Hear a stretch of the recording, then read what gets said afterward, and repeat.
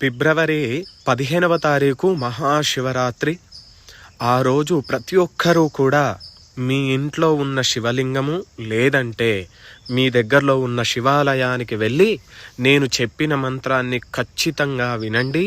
వీలైతే నేర్చుకుని ఆ రోజు మీ దగ్గరలో ఉన్న శివాలయంలో కానీ మీ ఇంట్లో కానీ ఆ మంత్రాన్ని చదవండి. ఖచ్చితంగా మీకు శివునికి రుద్రాభిషేకం చేసిన ఫలితం అనేది మీకు వస్తుంది.